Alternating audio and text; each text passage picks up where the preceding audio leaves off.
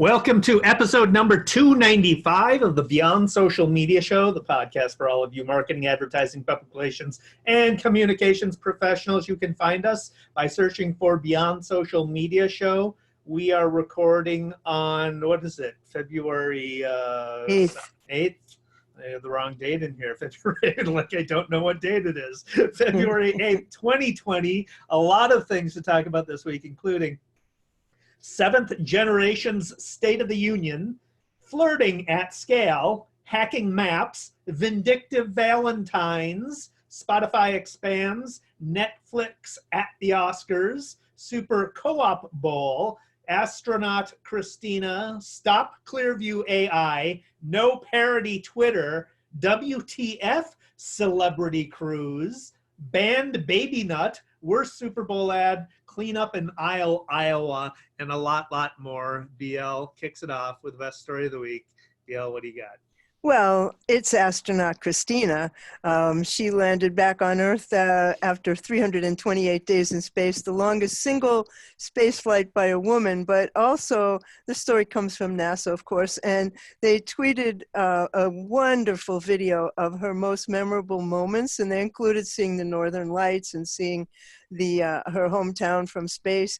And it showed them cooking pizza in space, and they grew vegetables in the International Space station. But one thing she said that I thought was fascinating is that floating became normal, as did working upside down on the ceiling. And she's saying the human body and mind are incredible, and the fact that you get used to just about anything is definitely proof of that. But she was just so extraordinary while she was up there. Her tweets were wonderful, her photographs were wonderful. I mean, just what an inspiration she is. Yeah, well, I mean, the space station kind of markets itself, right? Yeah, it certainly does. But I mean, she was particularly forthcoming about everything that was showed her how you wash your hair in space and all that sort of stuff. It was really fun. I think you need to be at least you need to have savviness as a marketer these days if you're going to be an astronaut. Yeah, if you're gonna do seriously, anything. Yeah. So. My best is a fascinating story from Mashable's Anna Iovine, who reports on people who are gaming the Tinder app with Valentine's Day just around the corner. I thought this was an interesting story. So people are gaming the Tinder app more than the app actually gamifies itself. So there are some people who are creating scripts to automate their Tinder activity. They're creating scripts that will learn the preferences. So you got to feed it data. For example, swiping like 100 times on Twitter. Keep wanting to say Twitter on Tinder to give it the data of the types of people that you are attracted to, and then other people are customizing scripts that they're programming a bot to have conversations for them. Oh God. Yeah.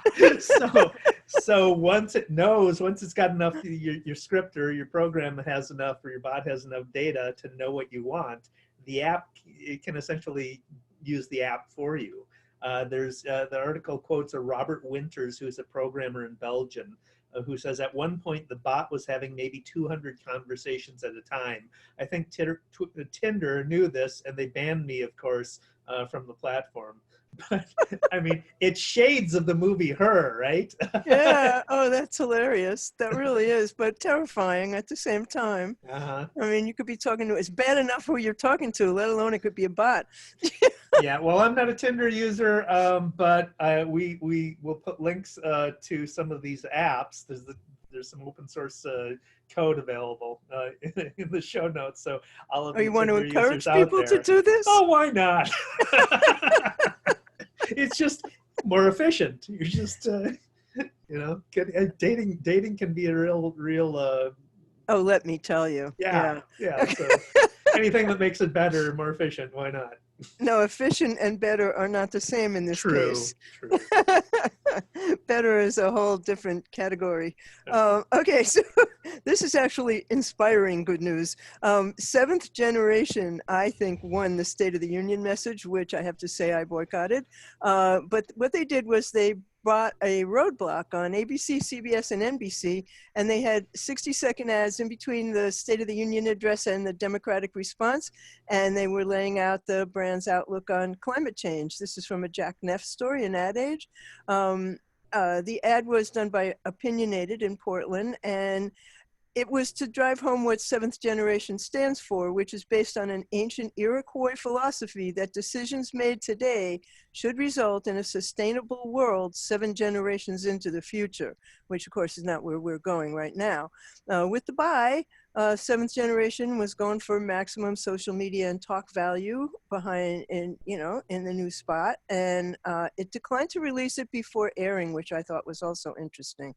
But that was the only inspiring thing about the State of the Union, and it was well done. Interesting. I have no tie to that except another Valentine's story. Did you get your chocolate and flowers yet, Dave? No, that's on Friday. I suspect I hope to God I'm not going to get some of these. These are examples of Vindictive Valentines. So the first one is KSAT. It comes from KSAT.com's Cody King, who writes about the San Antonio Zoo, who BL informs me this is an annual event, but this is the first time I've ever heard of it, where they have a cry. Actually, no, the other one. The article says this is a first ever event, so maybe you're thinking something else, BL. Okay. But it's called a Me A Cockroach event, where you can purchase a live cockroach, name it after your ex, and have the zoo staff feed it to one of their animals. They make a video? Presumably you can videotape it yourself. I don't know if the zoo makes a video of themselves, but if your ex was a snake, though, you could buy a rat and feed that to a reptile. So yeah, kind of over the top, but definitely a earned media tactic. And this next one is definitely earned media tactic too. This comes from BuzzFeed's Andy Golder, who writes about Burger King and their Valentine promotion, along with the Harley Quinn movie, Birds of Prey, that stars Margot Robbie. They have in their upcoming Valentine's Day promotion. Basically, you take a photo of your ex to select Burger King locations, and you can get a free Whopper. So according to Cosmopolitan, you actually need to print out the photo, bring it in, and put it into one of Burger King's Bird of Prey themed breakup boxes. But the promotion is only valid in 4 individual Burger King locations. One is in New York, so BL, you can do that one. It's on 327 West 42nd Street. One is in San Francisco, another one is in Los Angeles, and another one is in Boston. You cannot, however, get the Impossible Whopper. So so I won't be going there. Yeah, it makes it a stupid promotion for all of the above reasons, but a clever one for earned media, because they definitely are getting talk value out of it. So there you go. Happy Valentine's Day. Yes, I see you're a true romantic, Dave. I won't be availing myself of either of those promotions. So let's hope not the vindictive type, no. So this is a story from Muckrack Daily by Simon Weckert, and a performance artist named, this is so strange, named Simon Weckert, created virtual traffic jams on Google Maps to hack them. So what he did was he transported 99 smartphones in a cart, a wagon. And he wanted to generate virtual traffic jams in Google Maps. So it's possible to turn a green street red, and that has an impact on the physical world because cars will navigate to another route to avoid being stuck in traffic. It had the hashtag Google Map Hacks, and the artist said Google Map service has fundamentally changed our understanding of what a map is, how we interact with maps, their technological limitations, and how they look aesthetically. So the work is a he says an artistic and philosophical exploration of the effect of digital maps on our world. So without these maps, car sharing systems, new taxi apps, bike rental systems, online transport agency services like Uber would not be thinkable. So Google's simulation-based map and world models determine the actuality and the perception of physical spaces. And so he manipulated the maps to show how simply these functions can be disrupted, which is so peculiar, but so fascinating. Yeah, I was going to put that one in the show notes too, but you beat me to it again.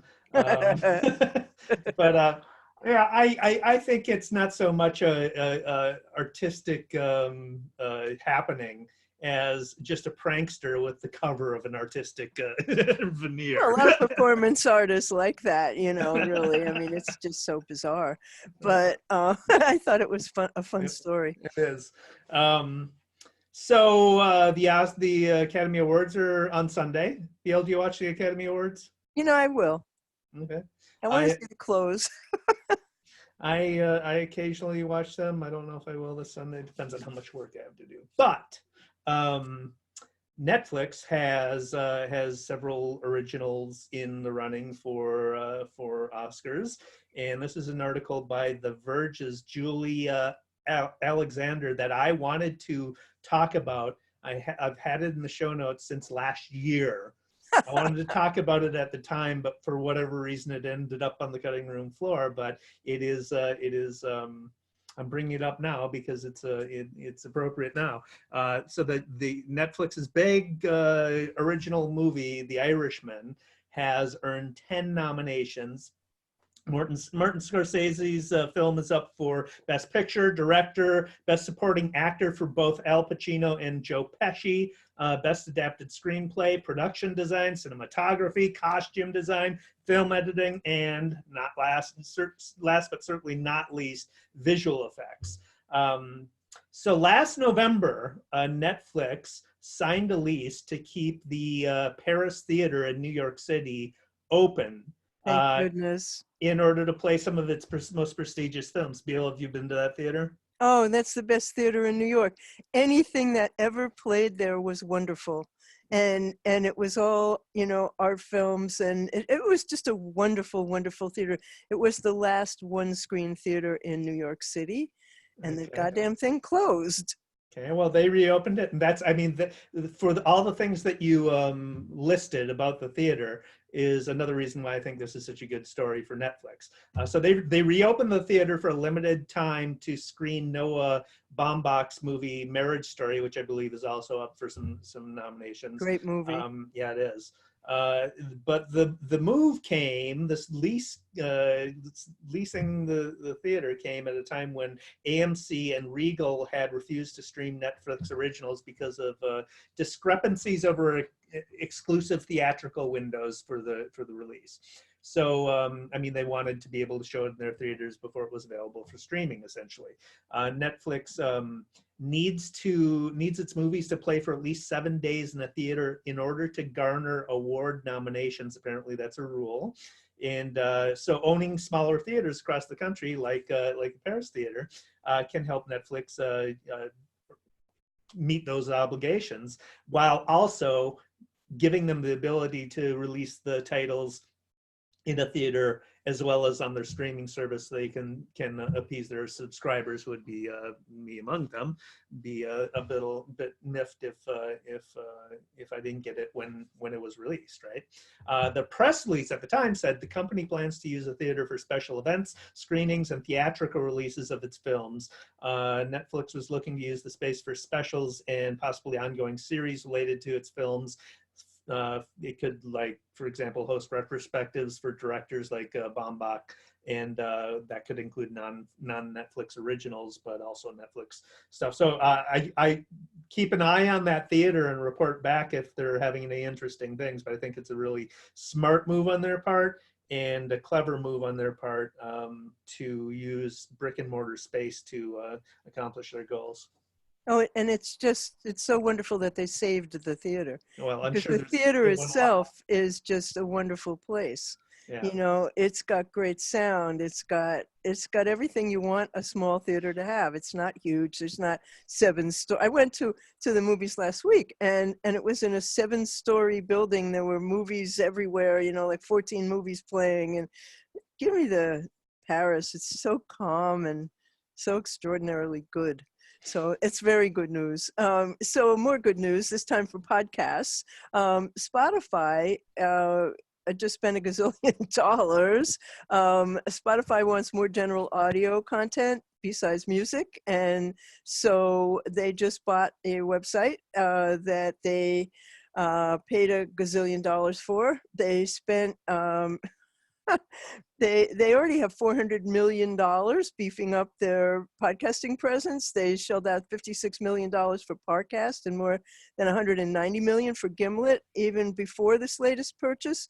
But what they bought now is called Ringer, and it comes from it comes from Bill Bill Simmons, and he has podcasts on there, more than 30 podcasts, including the Bill Simmons podcast, surprise, the Rewatchables. It publishes original articles daily, and it has a film production division and a book imprint. So The Ringer is something that Simmons started after he left ESPN. There was a bitter dispute, and he left. And he founded the sports and culture website Grantland, and he also had a hand in the 30 for 30 documentary series. And Spotify is expanding their portfolio with this deal, could be worth even more than Gimlet. Spotify has 124 million subscribers on the strength of its music, but they, for music, have to pay rights holders 70% of revenues just to serve it up. And that obviously limits their profit margins. So podcasts aren't going to cost that much because the business is not mature and it's not concentrated with a few companies like the music business is. So it won't be cheap, but it may have a huge payoff. Yeah, Bill Simmons is great. The Ringer is great. It's a very smart move for Spotify. It also occurs to me that people are going to be on Spotify longer in terms of time per session. Their numbers are going to, with the accumulation of all this podcasting content, people will probably be spending more time on the site than they would otherwise, because most music is 3 minutes long. Most songs are 3 minutes long. Podcasts are probably 20 to an hour long on Yeah, but average. does anybody ever listen to one song? I mean, if you have Spotify on, Right. But if you add together the podcasts, there's yeah, it's still going to be longer. right. Yeah, Yeah. yeah. So But so it's a that's really interesting move. yeah, and that's a metric that can probably help them with marketers and advertisers as well. So the Super Bowl ended. We still talk about the ads. It's a little bit late, but better late than never. So this is an Ad Age article by Jack Neff, who talks about the Co-op Bowl. So there are a lot of ads to this year that included multiple brands in an ad. Procter and Gamble chief among them, with incorporating 4 outside brands into their 4 Tide ads. And we'll put links to these ads in the show notes as well. So if you didn't see the ads in the Super Bowl, you can watch them at beyondsocialmediashow.com/295. But my favorite among the Co-op brands, 2 of them, is Planters Peanut, Mr. Peanut. We talked about that in previous episode, where they killed Mr. Peanut, but it had a happy ending because Mr. Peanut was reincarnated as Baby Nut. In the ad, everybody's at graveside grieving over the demise of Mr. Peanut. There's Mr. Clean, and right next to him is the Kool-Aid Man, and they're crying. And the Kool-Aid Man, one of his tears drops onto the grave, and out sprouts a plant, and in the middle of the plant is Baby Nut, and that's how Baby Nut is reincarnated. So I told that to Pam, and she was happy that it ended happily, and was not as dismayed that I found it funny that they killed off Mr. Peanut. Well, You know, Dave, I have this in the worst of my examples of the week because I think that the Well, hold not, on, I'm not you're done not yet. done. Okay, go ahead. So the other Squarespace had a co-op ad with Winona Ryder. The ad is co-op between Winona, Minnesota tourism board, I suspect, and Squarespace itself. Winona Ryder is the star of the ad. She channels her inner Coen brothers with a heavy Minnesotan accent and is in front of a sign for Winona, Minnesota, and is building a website. It goes from there, but it's a clever uh, uh, co-op partnership between Winona, Minnesota and Squarespace. And the reason that why Winona Ryder is in it is because she was born in Winona, Minnesota. So there's the tie there. And then finally, the best ad, as far as I am concerned, in the Super Bowl is Jeep's Groundhog Day ad, where Bill Murray reprises his role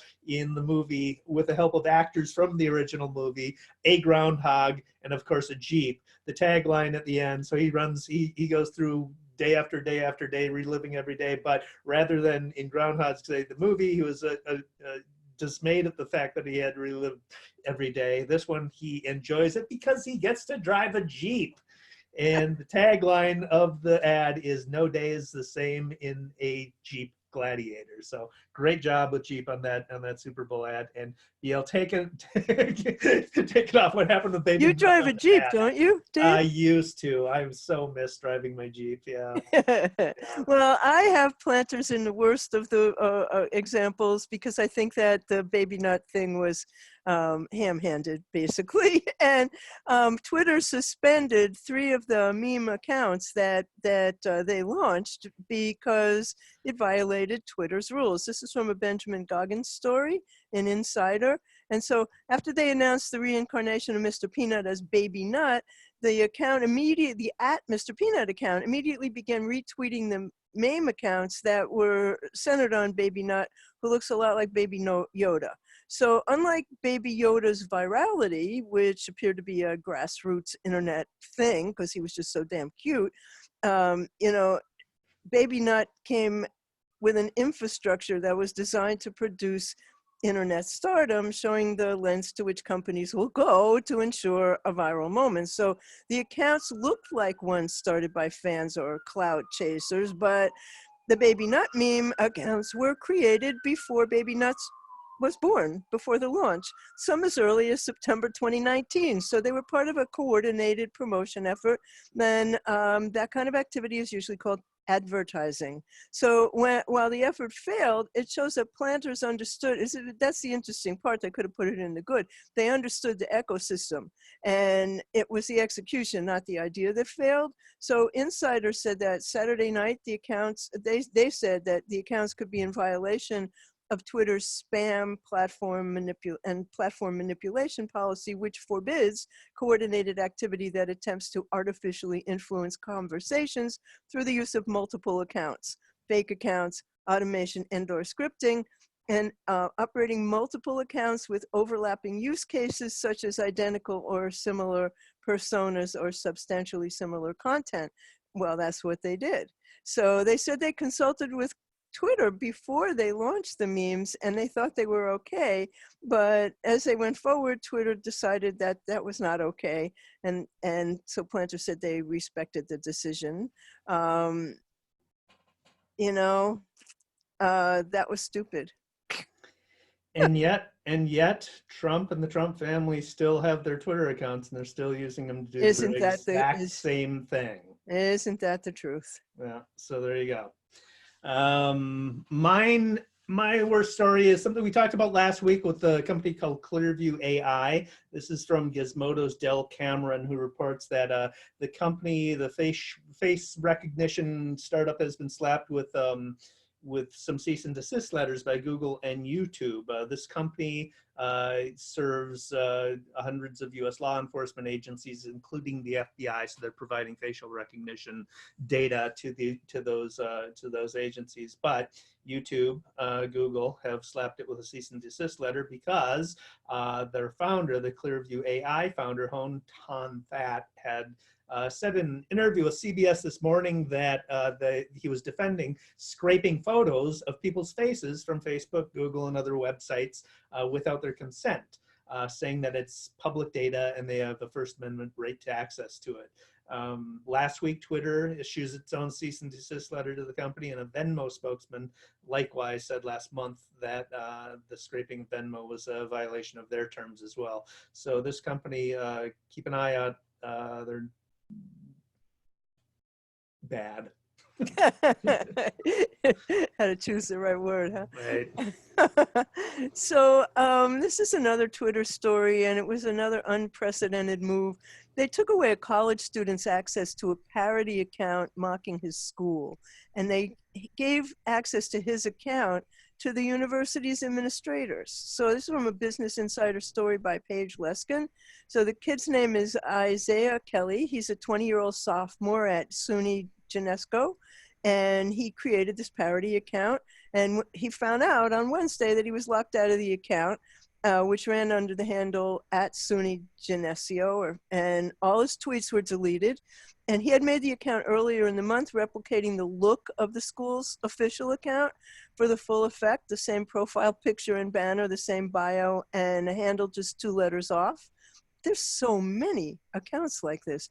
Twitter's policy on impersonation states that an account is in violation if it portrays another entity in a misleading or deceptive manner. The punishment is suspension. Twitter told Business Insider it made a mistake and the school should not have been provided access. They said it's still investigating what led to the school getting access. So he posted tweets mocking the school's Twitter announcements, including one where he joked that the school's main library was closed due to asbestos exposure, and that students would be provided with surgical masks if they needed to go in.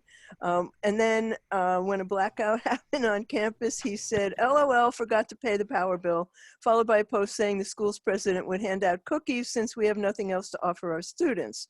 So by Thursday night, he got his access back, and only to find that Twitter had enforced its impersonation policy and again suspended the account. Whatever. And yet Trump and the Trump family maintain control of their account and spread lies and every even 10 minutes. Yeah. So, or less or more. Yeah. Or more. Yeah. On a lighter note, this is a television ad that has been running heavy rotation recently. I've noticed that I'm kind of like, what is going on? It is for celebrity cruises, and there's this red-haired woman who is the star of the show, and I won't even describe the action because it really doesn't matter. But throughout the length of the commercial, the song "White Rabbit" by Jefferson Airplane is playing. The song "White Rabbit," if you don't know, One pill makes you happy. is a quintessential makes you sad acid rock song. One of the lines, not that one, but that one's apropos. One of the lines is, "And you've just had some kind of mushroom and your mind is moving low." It's about dropping acid.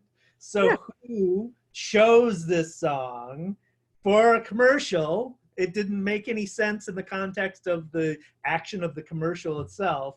And did they do any research before choosing it? I suspect none whatsoever. Probably a millennial who chose it, and there was no research done to say, hey, is this an appropriate song to use for our commercial ad? But then again, the client approved it. We always have to wonder how that happens. Nobody did any kind of research. Well, that's the client approves it because they assume that their agency has done their due diligence and done the research, and it's okay. So you can't blame the client all the time. So this is from the "You Can't Make This Shit Up" department. This is an ad for the world's worst job. Shadow, the company that screwed up the Iowa Caucus. Well, not entirely, because there's a lot of other news about that, but they posted a job ad the next morning for a salesperson. The source of this was Ike Piggott on Facebook, and they said they're seeking a client success representative to help support the campaigns and organizations using Shadow's suite of products. This is an hourly contract position reporting to the Director of Organizing and Client Services. It says they're a technology company dedicated to building power within the progressive movement. Our tools and platforms enable campaigns and other progressive organizations to reach a wider audience of supporters and make sense of the data available to them. Uh-huh. So let me defend Shadow. Oh, yeah, it wasn't all their fault, that's for sure. Democratic Party of Iowa needs to do testing. They need to, I mean, that if they didn't do testing on it, then what in the hell? Who made that decision? That's on them. That's not on the software developer. There's the other thing is, well, I can go on. I'm not Well, going to go there was the RNC making 11,000 calls done to jam the lines, and there was the the subreddit that was making repeated calls to jam the lines. I mean, this was, you know, add foreign interference, and we're done. Yeah. You don't need foreign interference when you have people in your own country doing this shit. Yeah. So my last worst is more Super Bowl ads. This is from a Media Post article, which writes about how USA Today has an ad meter that lets the public rank Super Bowl ads online on a scale of 1 to 10. So Quibi, which is this mobile-only streaming service for 10-minute videos. My question about that is, isn't that YouTube? The Quibi ad was among the 5 worst rated ads in this ranking, but at least they weren't the worst. The worst rated ad was, of course, Trump's ad. So there you go. You know, I was so distressed, and apparently a lot of other people, that there was political advertising in the Super Bowl, because that's the day when you hang out with your friends and you watch football and you eat guacamole and you watch the ads and, you know, the halftime show. I mean, how ridiculous that there was any political advertising, but I'm glad his was the worst.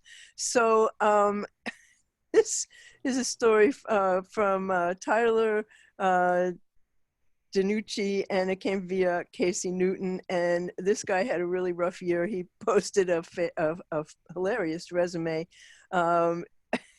He's sure to be hearing from Mike Pompeo and Mitch McConnell at any moment. He said he was an app developer for the Iowa Democratic Party, Fry Festival location coordinator, Theranos project manager, healthcare.gov website designer, and that before he did all this, he handled phone and computer use for Anthony Weiner. Oh, God. Imagine. That's good. No, that's it for my bad news. All right, well, let's go on to shiny new stuff. I don't have any. All right, I got one. This is Google has rolled out a this from the Google Webmaster blog by Daniel Weisberg, who is a search advocate at Google, and they have rolled out a series of Google Search Console training videos that focuses on how to use Search Console. So if you have a blog, if you maintain a website, if you do SEO, Search Console is definitely, you need to be using Search Console essentially. So in these videos, they explain each of the reports that are available in Search Console, give examples of where to find the data, how to analyze it, how to fix issues that affect your search appearance, and there will be over a dozen episodes focusing on all aspects of Search Console. So we'll put a link to that in the show notes so people can watch those videos and learn about Search Console. What a good thing. Yes, indeed. Yeah, so that brings us to daily numbers. I got You one. have a political one. I got one quick one. I'm not going to say much about this, except this is an Atlantic article by McKay Coppins, the title of which is "The 2020 Election Will Be a War of Disinformation." It is a too long but must-read article to inoculate yourself to what will be going on. It is in-depth and extensive and detailed about how information will be weaponized in this upcoming election. So you need to read it to prepare yourself so you know what's going on, what's true and what's not, because we're getting to the point where reality is trying to be blurred. You know, it's a great article and everybody should read it. And it's also terrifying, Yes, it is. you know, because 999 out of 1,000 people are not going to vet their information, are not going to look for reliable sources and check. I mean, it's just, it's horrifying. Yeah. And, you know, if anybody thinks that it's not going to happen, they're just wrong. Yeah. Anyway, that brings us to your daily numbers. Yeah. So speaking of that, Edelman's Trust Barometer came out not long ago. This is a global survey of how people feel, what people have trust in, and so it's highly anticipated and every year. So some of the numbers this year, this is a global survey, I remind you, fewer than 1 in 3 people in developed markets believe that they and their families will be better off in 5 years' time.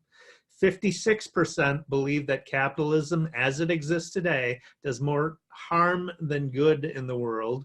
Fewer than 1 in 5 people believe that the system is working for them.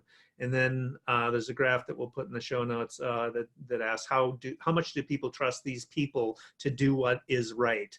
And the percentage of people who trust scientists, this is global, is 80%. The percentage of people who trust community members is 69%. Citizens of my country is 65%. CEOs is barely a majority, 51%. Religious leaders, 46%. Government leaders, 42%. And the very wealthy, 36%. So there is an increasing, I mean, there's an increasing divergence of trust, and also the gap between the haves and the have-nots is another thing that this global survey covers. So I'll put a link to it in the show notes so you can read the full report. But something that you know, everybody in communications need to keep an eye on, but increasingly all of our leaders do as well, and we do societally, because things are falling apart. Interesting, they don't list media as one of the areas. Yeah, They usually do. I didn't go through the whole report, so it Oh, oh, could be okay, in because there. usually they do. Yeah, that's a really important report that they do every year, and definitely worth reading the whole thing. So that brings us to the end of episode 295 of the Beyond Social Media Show. You want to find us, all you have to do is search Beyond Social Media Show, and you'll find links to everything we've talked about today. And all you have to do is go to beyondsocialmediashow.com/295. And I'm here with David Erickson, who tweets as D Erickson. He's on Instagram as DE Erickson. He's on YouTube as eStrategy, and he blogs at eStrategyblog.com, which you should definitely subscribe to. I'm BL Ochman. I'm What's Next on Twitter. I blog at What's Next Blog. On YouTube, I'm What's Next Blog as well. And I have an Instagram account for Lucy the Rescue Puppy. And so the show, beyondsocialmediashow.com, and on Twitter, follow us at BS Media Show. And we'll be back next week, same time, same station. And we thank you for watching. Thanks for watching.